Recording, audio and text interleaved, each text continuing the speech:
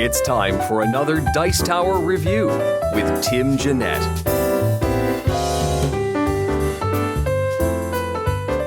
Hey everyone, this is Tim Jennette, the Metal Meeple, and in this video we're going to take a look at God Dice. This is published in 2008 by Maxwell Games. It was designed by Rick Maxey, and it's for 2 to 4 players. It takes about 30 to 40 minutes, or at least the box says.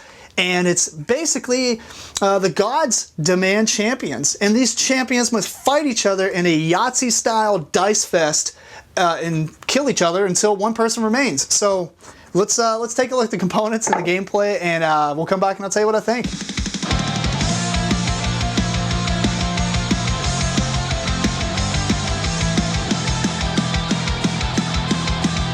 So here you have the components to God Dice.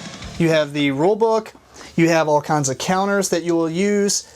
Here are all the dice. You have the God Dice, which are these two right here. You have 9 attack dice, which you'll be rolling pretty much most of the game. And you have 12 character cards. There are 6 different classes, such as Hero and Monk, Sage. There's 2 of each. And the idea is you're going to have some of these characters. You're going to roll these dice to try to pull off these abilities, these combinations, dealing damage and reducing your opponent's defenders down to 0 and killing them, flipping them over. Once you've killed all your other opponents, you win the game. So in a 2 and 3 player game, you're going to take turns drafting these characters until each player has 4 cards. You're allowed to have 2 of the same, so you can have both the monks or both the sages, etc. In a 4-player game, you're only going to get 3 because 4 players times 3 is 12. But anyway, once you've decided your characters, somebody's going to start the game. Let's say they have a couple of characters here, and your turn is going to consist of picking one of your characters to be the attacker. Let's say the hero. So we're going to put the rest off to the side. And then you're going to always attack the player to your left. So let's say the player to your left decides to defend with their monk. The first thing that's going to happen are the God Dice will be rolled. Now, there's 6 sides to a normal die, and there's conveniently 6 classes. So each side has a letter of each class. Both dice are identical, and what you do is you roll. Most of the time this isn't going to provide anything cool. However, if you roll both letters of your attacker, so in this case I rolled both the H's for the hero, you immediately slay the defending player's selected character and they die. That's your turn. If you roll both the letters of the defender, so in this case the monk, you got both the M's, the defender is protected by divine intervention, and your attack fully misses. Your turn is now over, and it's the next player to the left. If you roll the dice, and at least one letter matches the defender, but not yours, he is in favor, and the same thing goes with this. So if the hero is rolled, and let's say the A, can't even remember what it is, but let's just say the cleric was rolled. And in this case, the hero would be in favor, and we'll get to that in a sec, but that's pretty much that. If 2 of the same letter is rolled that is not the defender or the attacker, the turn order's, not really the turn order, I'm sorry, but the attack order is going to switch. So instead of fighting the player to your left who chose the monk, now you fight the player to your right who chooses a new character, but you do not roll these dice again. Now you're going to move on to the meat of your turn, in which you're going to roll all 9 of the dice and try to come up with combinations listed on your card. So let's put the monk over here for a sec. You get initial roll to determine your opening roll, basically. And you have these 5 counters that you're going to set off to the side. There's 1 for each. So on a die, you have a red side, a yellow side, and a blue side. You also have 2 5s and a 0. Now, let's just say that's your initial roll.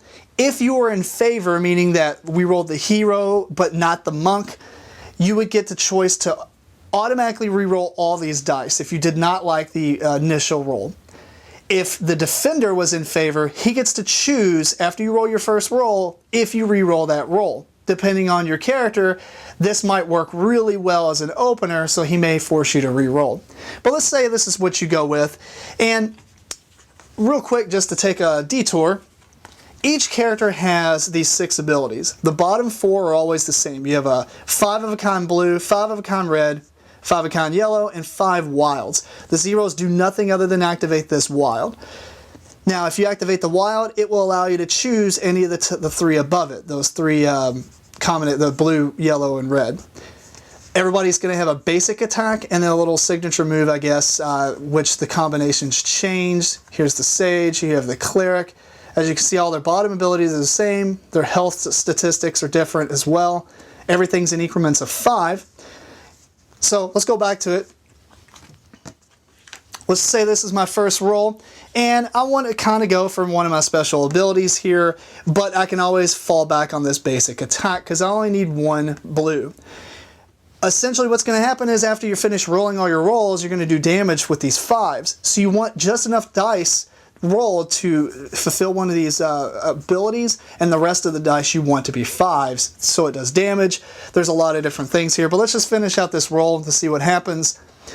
Your first roll is going to happen, and then you're going to choose one of these re-rolls. You don't have to do them all, but you have the option to do them all. So let's say I'm going to re-roll the red. I spin the red token, I pick up all the red dice, I don't have a choice, I can't keep 1 or 2, and you roll.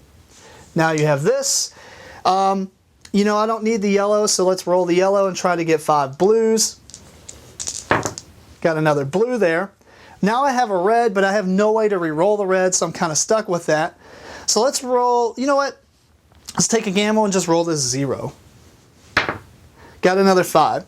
So at this point, it's a pretty good thing. I don't really re-roll the 5s because I am doing at least the basic attack. So I'm going to keep these here. I could choose to go and maybe re-roll the blue and just end up with 1 and more 5s, which I think I did not do. I just rolled some more colors, but that's okay. So let's just say we go with that.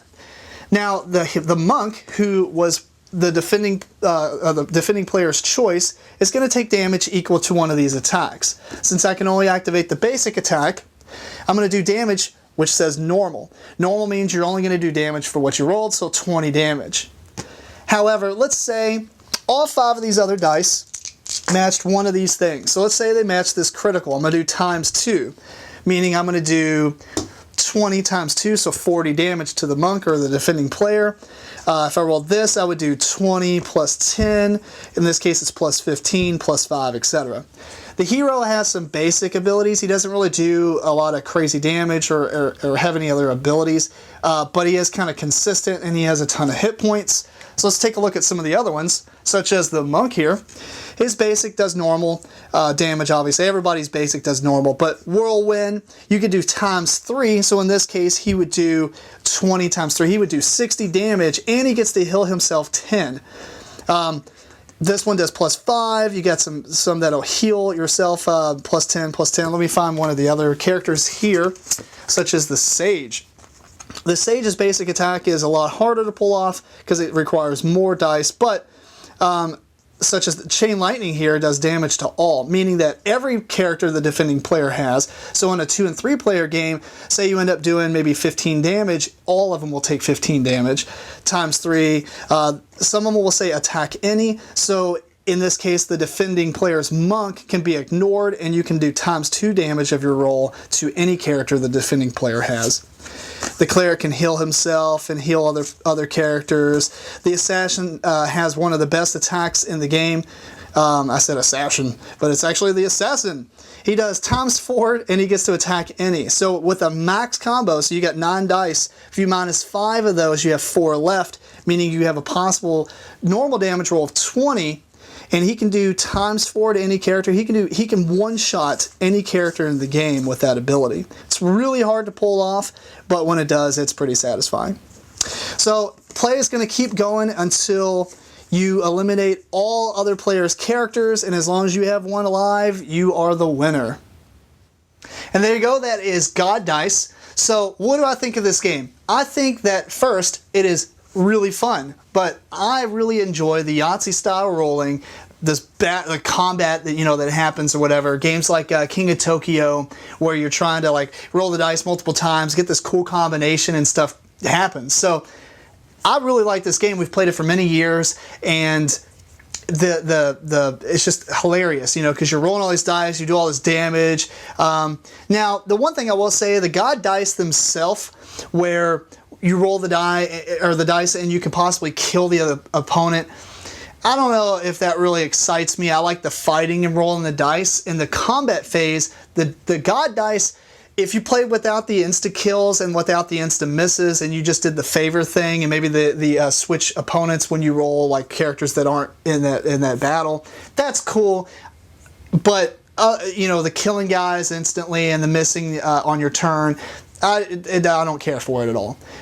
With that being said, though, the rest of the game is pretty well done. I mean, it's a really fun roll. I like the fact that you have to re-roll all of one color or the number, and you might get those colors pop back up again, so you're kind of like, ah, man, I only got one or two of these now, and then you roll some others and you're like, whoa, now it totally changed into a different ability this time because now I have 4 of that color. Might as well go for that. But the one thing I will say, the character abilities I do not think are balanced as far as the damage output each character can do compared to how much health they have and different things like that. For the most part, it's kind of even. It's enough to where you can be like, it's not a big deal. But characters like the hero does consistent damage all the time because he only needs one color. He needs a blue to do damage. Now, it's arguable that the rest of his abilities do nothing basically other than add a little bit of damage, but if you miss me twice in a row and I fight you with the hero every time and do that much, like 10, 15 damage each time, that's enough to pretty much kill somebody, so it does matter. Now, what's interesting is that he has the most health, the most consistent damage. If you're familiar with MMOs, you would consider this like a DPS. He's consistently doing damage per second or damage per turn. He's always doing that damage. Whereas characters like the Sage has the hardest like normal ability to pull off. He needs 4 of a kind. Since you only have 9 dice and each one has 1 5 or 2 5s, but you can only roll 1 on each die, you can only do like, what is that, 5, 10, 15, 20, 25 damage with his basic attack, whereas the hero can do, I think, 40. Now, the Sage does have some cool abilities where he can damage all the opponents and stuff, but for some, I don't know, putting all the math down on paper, it seems like some of the characters can do way better damage and more consistent damage for their health. I think the Sage should be pulling off this consistent damage because it only has 35 hit points, whereas the fighter, our hero, has 75, and he's doing the consistent damage. I think he should be the one you send out to defend with, and you always attack with the Sage. That way, players or the characters like the Bowman, who can do damage to any of the defending player's characters with certain abilities, can target the Sage and kill him, rendering your consistent damage down into trying to pull off these heavier attacks that you might end up missing your roll and not getting anything. Because if you don't match any of your abilities, you essentially miss and nothing happens. So, other than that, I think the game really could have some little bit of design tweaks, and as far as the dice, I really wish that if they came out with a second printing, maybe a Kickstarter or something, it would be cool to see those indented or, like standard dice with the engraving, painted engravings and stuff, because they would just last longer. As they are now, they're silk screen printed or whatever, and the more play you get with these things, the more it's going to rub off.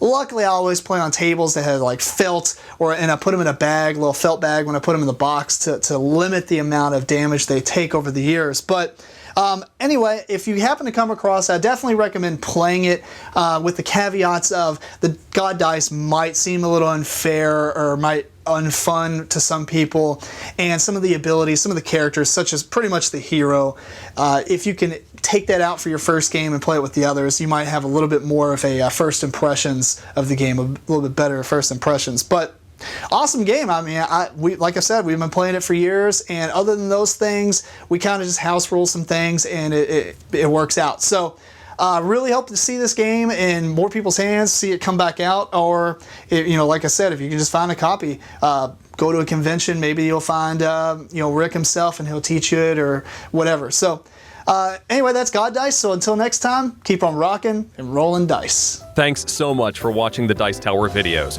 Find more great videos and reviews, as well as our top-rated audio podcast at Dicetower.com. You can also find other great shows at Dicetowernetwork.com. I'm Eric Summerer, and you've been watching The Dice Tower.